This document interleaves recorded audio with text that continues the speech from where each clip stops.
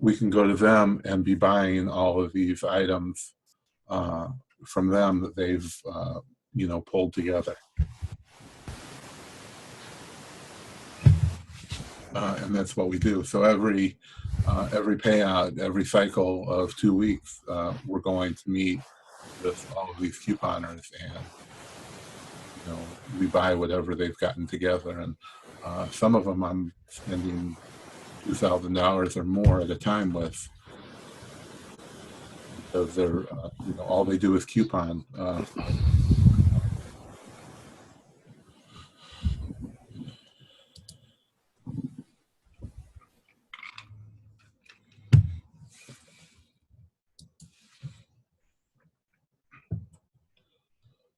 So yeah, that so that's an option that everybody has in their area. I'm sure every town and city has a lot of couponers.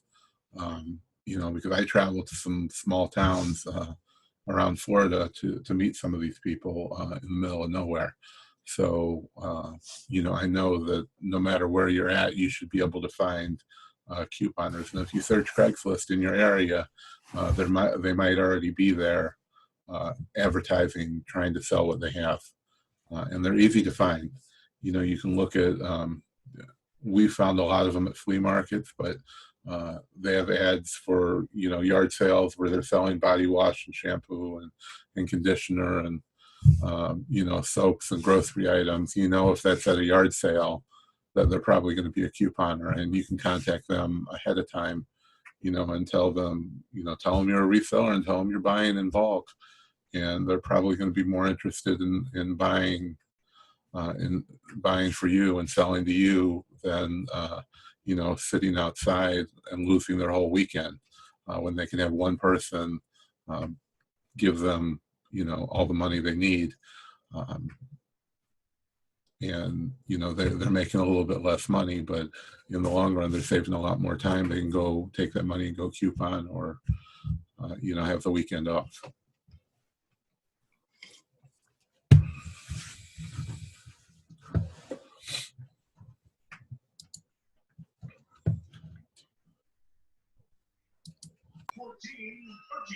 We had, I can upload to the video just so everybody knows.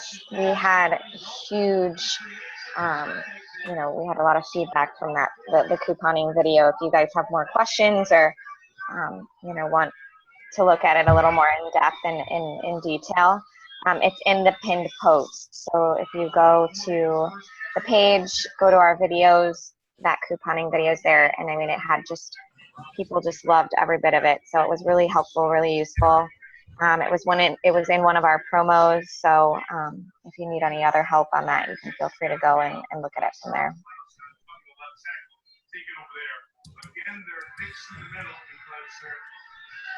Did anybody have questions? We got a little bit of a smaller group this week. So, Jimmy, Mario, Tina, Cynthia, if you guys have any questions, any issues that you're specifically having that pertain to your business that you need help with, a little bit more, this is the perfect time to get some one-on-one coaching right about now. So questions, if you think they're silly, whatever it may be that you have interest in or that you're facing, Q4 questions, ask us now. Now is the time. This is what is kind of a good opportunity for everybody, and not being bombarded and overwhelmed with questions. So feel free to post them in the group, or we can bring you on screen. Sean, Todd, myself, we're happy to help in any way that we can. So now's the time. But I don't think I have any questions for this week. I don't think there's anything else that Jimmy just had one. So for Star Wars Episode 7, Jimmy, did you do that on purpose? Is it just a Star Wars question, or are you just trying to get to us? Todd, this one's for you.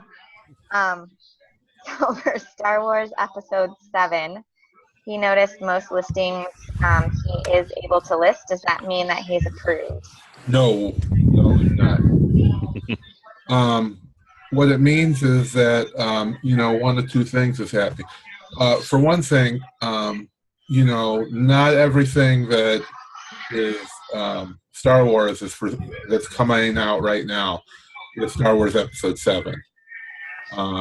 You know, so there's generic Star Wars type items, like anything Darth Vader is probably not going to be Episode 7, you know, because Darth Vader is not going to be in Episode 7. So, you know, but there's still a lot of those kind of things out. So, you know, that could be one thing that's happening. Or the restriction is only on toys from Episode 7. So if you have a bedding set, that's also not going to be restricted. But you know, another thing that could be happening is that you know, Amazon's not creating these listings unless they're selling the item. So if I create an Episode 7 listing, it's not automatically going to be restricted. You know, it's the same thing with Frozen or even a hazmat item. So until Amazon finds out about it or knows for some reason that it's Episode 7, there's not going to be a restriction. But historically, restricted items, people have not been blocked. You know, it's like if something is glass, until there's a problem, Amazon doesn't put a restriction on it, but you can still sell it. Now, I'm assuming that would probably be the same thing, you know, except for Frozen, when they blocked all the sellers. But I would assume that you'll be able to sell out of what you have if in the future it's marked as restricted, you know, but I wouldn't send, you know, 100 or 1,000 of an Episode 7 item that you know you're not supposed to be selling. Awesome. Jimmy, hope that covered that. Don't you agree with that, Todd? Or what do you think? Yeah, absolutely. Yeah, because you run the risk of not getting your merchandise back, depending on how they take it if you're not approved. Would be my concern. Yeah. Now, I mean, why aren't you getting approved? I mean, would be the bigger question. I don't know how much you're selling. I think the only real limitation is that you have to have $50,000 in toy sales. Yep. Getting approved is not hard. I mean, I probably know hundreds of sellers now, and I'm in several groups for Episode 7 sellers. You just have to find a wholesaler that's approved, you know, to sell their items, and then you get an account, and they'll have a letter saying that they're allowed to sell those items, and they'll give you that letter, and you just have to prove that you've made an order from that wholesale company. It could be, you know, one item or one case, whatever you have to do, and then also include that letter, and then that's all you need for your approval. In the video we did on getting set up with wholesalers, we covered one of those wholesalers too that you can use. Yes, but you also have to have $50,000 in toy sales. So that might be, you know, the biggest barrier to entry for some sellers. Yep. I see like 20 questions popped up here. No, Or Tina no, had we're just mentioned chit-chatting. a little bit. Don't worry about it. Okay, boss man? No, I'm just kidding. Don't worry about it, okay. No, Tina had brought up selling groceries on eBay. And she said she doesn't sell groceries on eBay, but that she's gotten quite a bit of wholesale inventory that she can cross-platform sell, she thinks.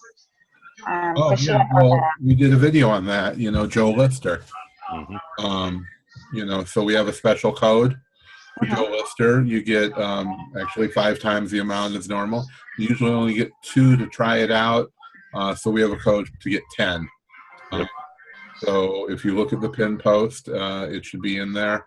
And all you have to do is click with that link to sign up, and then you get 10 to try out. You don't have to do anything. You don't have to buy anything.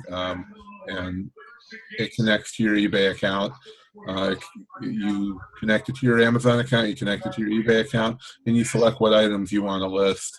And it basically will create the listing, create the the title and description and all of that for you. So it makes it, Mhm.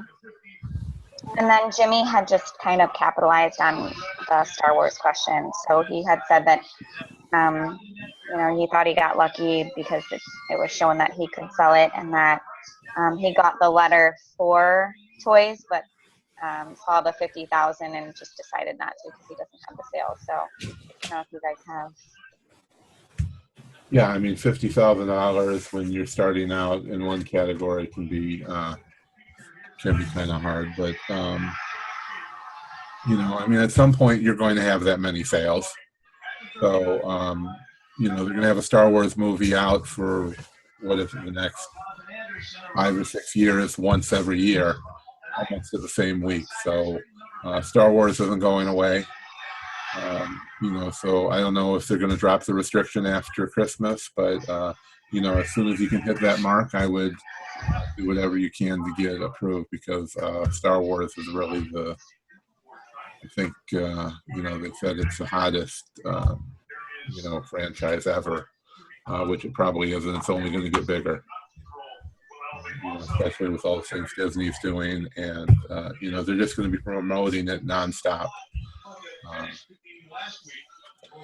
Cross You just generation. can't stop giggling every time we bring up Star Wars.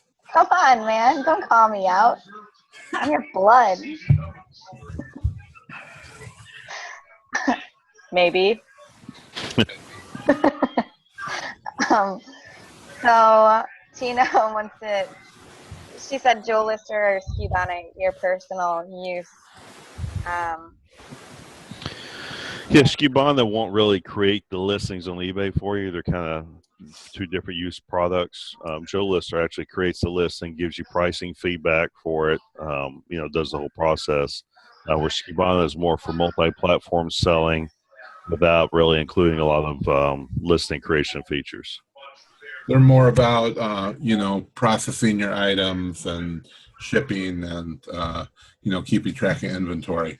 But they're not going to create your listings on, any of the platforms. There are some other options out there, for doing that, but they're, a lot more expensive. Yeah. So bright.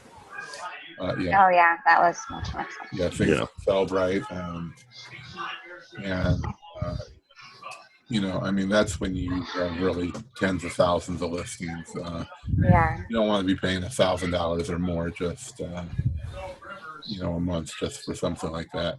And some of them kind of focus, they're like, well, we focus more on people who are selling, $50,000 a month versus they have a specific crowd that they target. But I think Joe Lister, since we started all those partnerships, I think that in that case, we've had more feedback from Joe Lister than from Skibana for those purposes. So yeah, I use Joe Lister myself, and it's handy for moving, a variety of things. Basically, some things just I've had some stuff set on Amazon for months and not sell, and it's sold on eBay within a week. Just some things people prefer to buy one place or the other. Yeah, and Tina, if you want to try it out, I mean, take advantage of the partnership that we have with them. Go on there, get those listings. 10 free ones a month. Yeah, I mean, you can't beat it. You can't lose from that, so to say. So it's worth trying it out. If you use 10 listings, in a month, then you know that it's worth using, and you pay for a bigger subscription. I think eBay gives you 50 free listings a month now, I believe. Is that correct, Sean? Well, yeah. I mean, if you're just going to be doing Joe Lister, then you're never going to run out of free ones at eBay. Yeah. Because they have deals all the time where they'll give you hundreds of free ones. Yeah. So it should be completely free to use the 10 free a month. Then you shouldn't have a fee anywhere really. No. Between eBay and Joe Lister. Jimmy had a question about he got into e-distribution, experience with them. Yeah, you really have to invest a lot of time analyzing the stuff on the e-distribution. Most of the stuff that they carry, there's very few that you can make money on. that they normally have. They have sales. Every month they have somebody discounted to the lowest tier pricing, which is usually 5% off. There's a little money in those, but what you really want to watch out for is the clearance sales. They have clearance sales 3 times a year, I believe. And the last clearance sale, I picked up some Adventure Time costumes and made, for me, tremendous money on. I think I paid around $9 or $10 a piece. They're selling for 40 or 50, and I bought all of them that they had.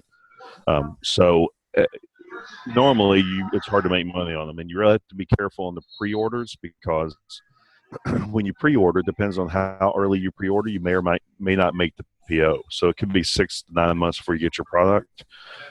If the price goes up, they'll go ahead and charge you the difference. If it goes down, they don't give you the difference back. And to cancel an order is something like a 20% charge. So I'd be very careful before I locked into any pre-orders on the EE. I just camp the sales a few times a year.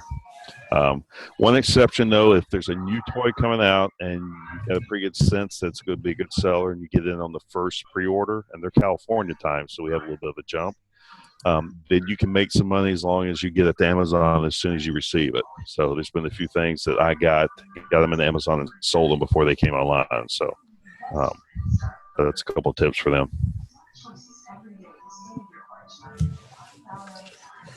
All right, so I had to jump away for like 2 seconds, so I don't know exactly what I missed. Did you guys get Jimmy's question or no? Yes. Yep. Okay. Yep. All right. And I think we were talking about Star Wars tickets. Yeah. We gave some away while you were gone, but sorry you missed it. Shut up. And just for the record, those 12 are all for me. That's like one a day for like 12 days. No. That's not with like group. Whatever. I don't care. Whatever. I don't care. It's not my picture on the group discussions.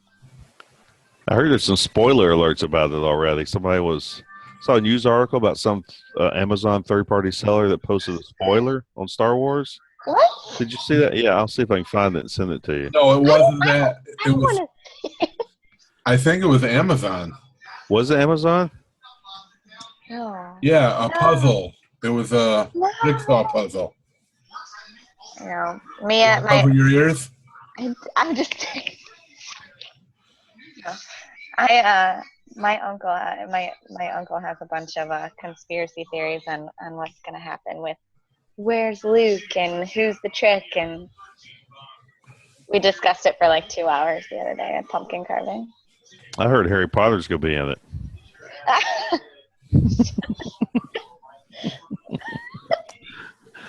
Yeah, I forget what the spoiler was. I'll dig up the news article. I just saw it today. But complaining about it. I'll send it to you. You don't want to know? I don't want to know because then I'll just stay up all night about it, wondering. I'll blame Todd. Yep. You gonna be up all night for the next month? Yes. Yes. You're lucky I'm not flying down there just to make sure that we all see it.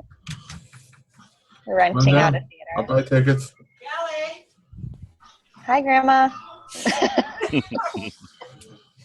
Valerie says hello.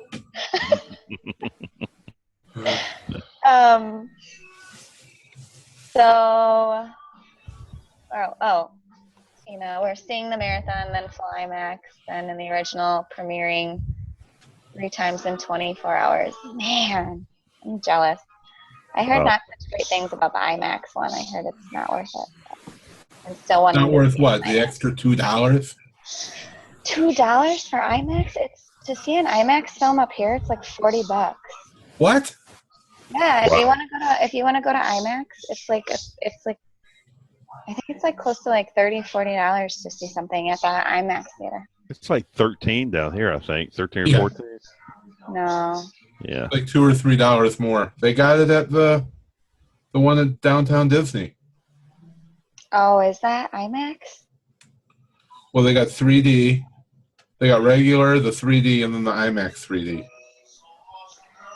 I'm gonna see it at Hollywood Boulevard so that I can eat Star Wars food and drink Star Wars drinks and then watch the movie. You're gonna drink Star Wars drinks? Yeah. Star Wars food. What is Star Wars food? They're like what were Darth Tater tots.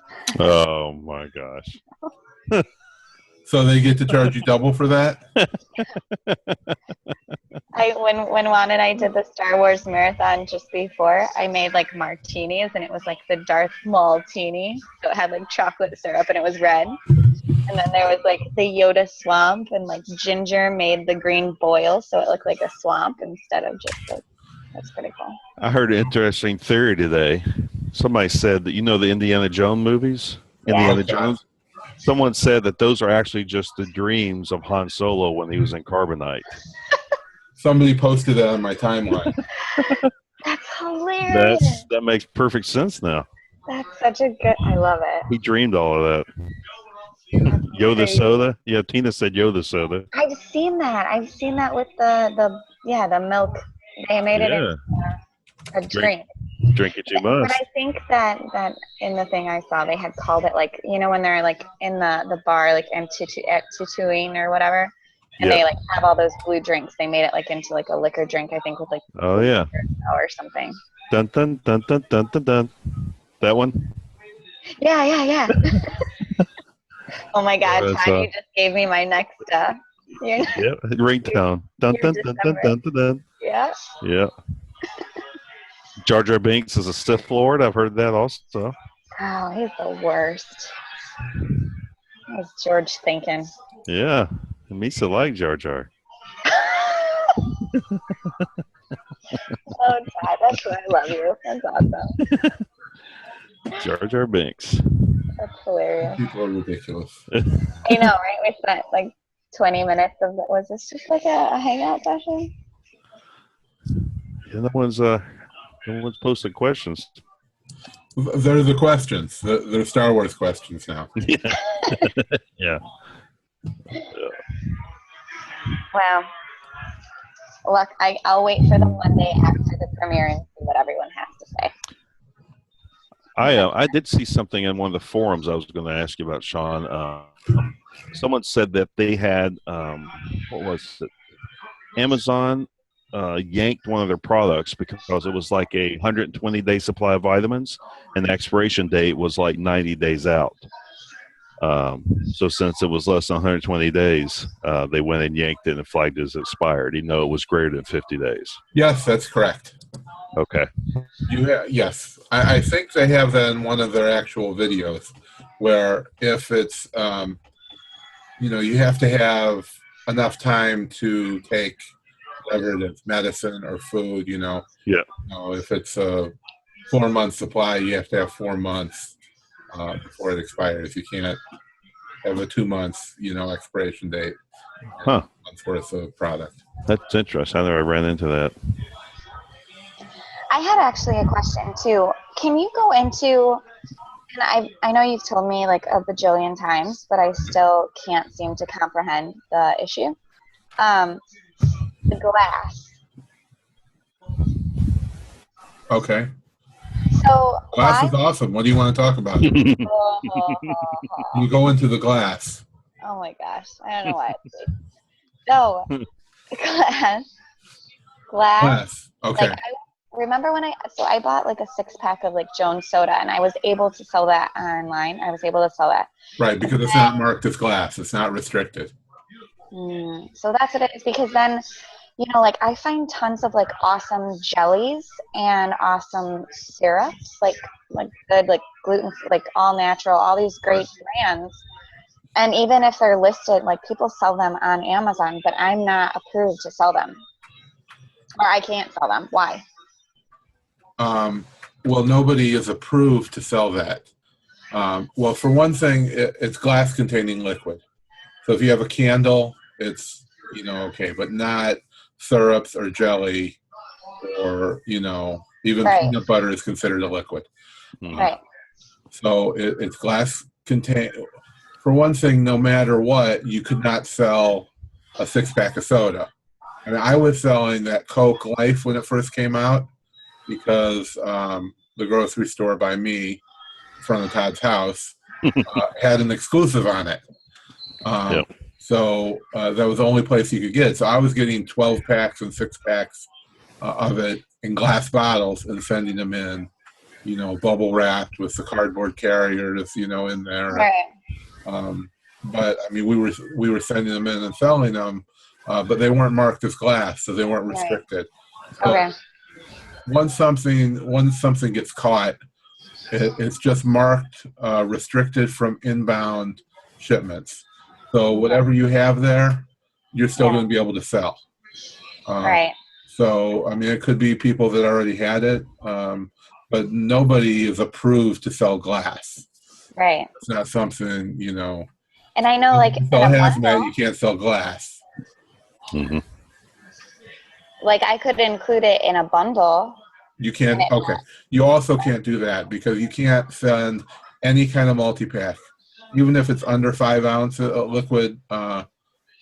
Glass bottle containing under 5 ounces of liquid, you can send in glass, but you can't ever do it in a multi-pack. So even if you had 1 ounce glass jars with liquid in it, you couldn't send 2 of them together. So if you had a 6-pack of soda, no matter how small, you're still not allowed to send it to Amazon FBA. Right. But what about in like a basket? Like, say you made like a gift basket. Okay. One of those, Multi-packs and bundles, you still can't send more than 1 glass thing in there. Okay. There's no way to get around that.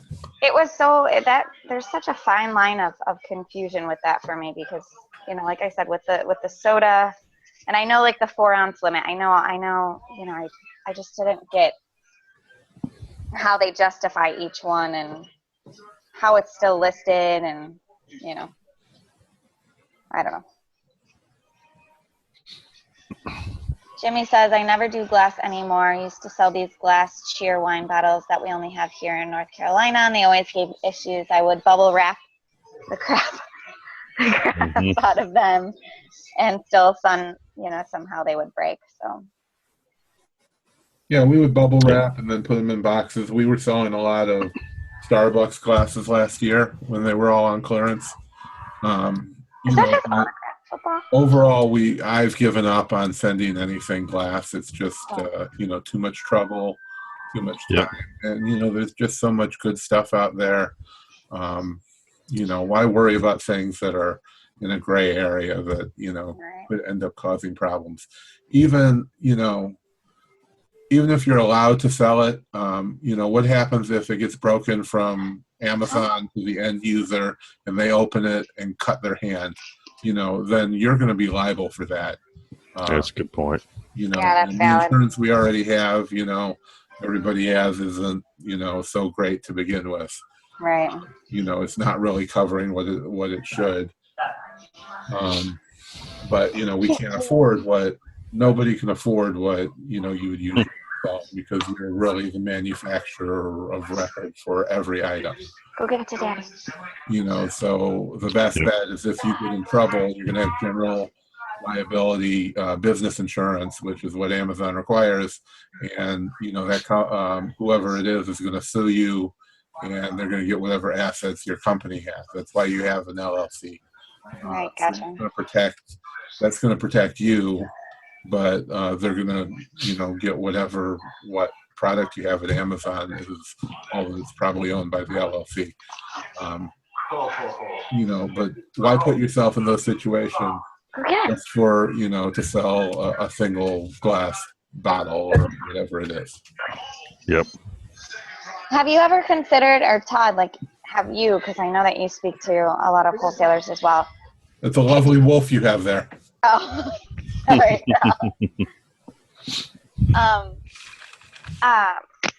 Pitching a company on packaging options if you became, telling them the issues that it could present, or do you think that's just useless because they have their ways set, Be like a wholesaler or? Yeah, well, no, like manufacturer. A manufacturer, like saying, I think you could expand your business. I think we could go out to online sales and it could really potentially expand your sales. Would you consider, packaging in plastic or, whatever? Have you ever Do you think? What do you think of that? They'll be worth a shot. I mean, I've kind of done similar in that when I've gotten some exclusives, I've pitched that I would do the packaging so they wouldn't have to worry about it, to get their product so they can survive online. I think Valerie's more asking if we have something in glass, can we get it in plastic? Oh, I see. Which is easy. A lot of companies, the smaller companies are willing to do like a private label type thing. So even if you don't want to private label it, use their name. Tell them for your distribution methods you need something not in glass. Yeah. So if you're buying enough, they're going to sell. If you have a hot selling item you see in every grocery store, and if you can contact them, and there are, we posted a lot of wholesalers, the actual manufacturers to contact. And if they're going to these trade shows and conventions that we meet them to find, to find a lot of these wholesalers, and they're actively looking for new customers. So these are the kind of companies. The companies we post are the kind of companies that you could potentially contact to either make a custom size or custom packaging. And if you have a good product that's already selling, Amazon might be selling, you can get them to create a custom size. If they have a 14 ounce, get a 16 ounce. And if they're custom private making it for you, you'll never have competition on this size because, they're making it for you and nobody else. Right. So it's like private labeling, a well-established brand already.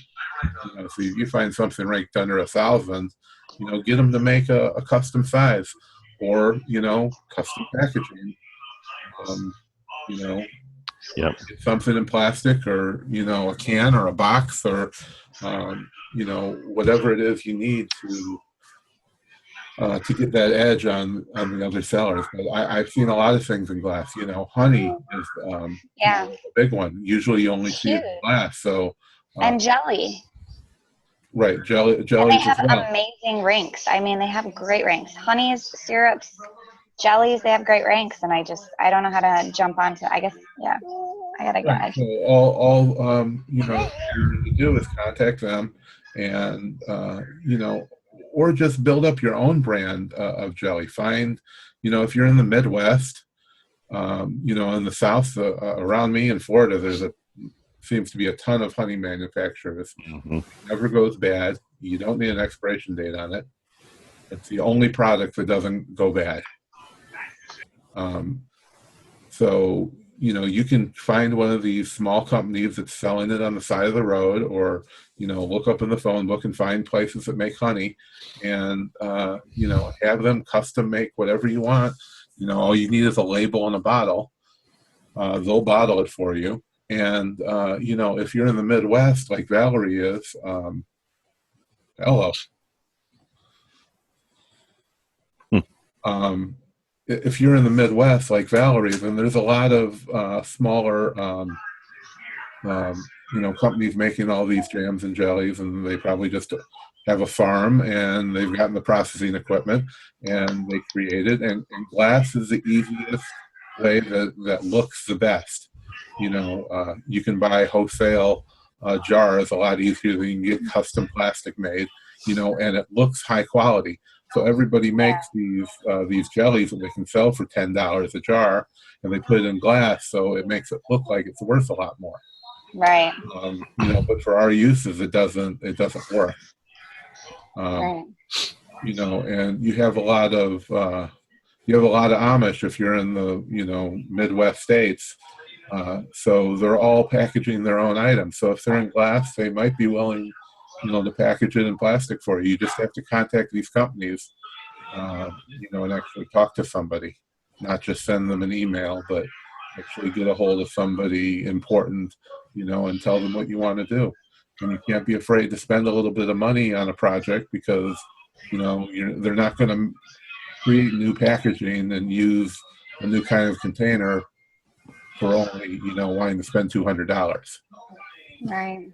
You know, you actually have to invest something if you want to create something. But I mean, you're going to be creating your own private label product, basically. You won't ever have any competition. You're just going to have to be able to promote it and create something good out of it. Right. All right, cool. I'll probably talk to you more about that. But we can go into Tina's. So Tina wanted to know, do we do minimums and increase as you grow? So yeah, the insurance companies basically want to know what your sales are. So as you grow, you're usually required to tell them, you know, what your sales are.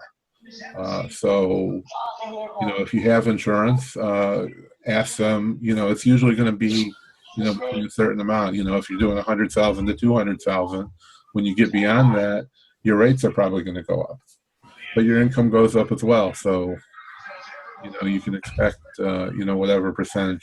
I mean, the insurance is very little, you know, for us, but the problem is you can't, you know, I can't tell you what my insurance company to go to is, because they have to be licensed and tested and bonded in every state they want to practice in. So you might find one that's licensed in a few states, but you're never going to find, you know, an agent that's licensed in all 50 states, because they're going to have to be tested and they have to get updated on all the laws and rules every year. You know, so one agency is really not going to do that. And all the big insurance companies, you know, even an Allstate or a State Farm, have individual policy writers. So, you know, even in my small town, there's a few different ones. So they're only working on, each one's working in a little area.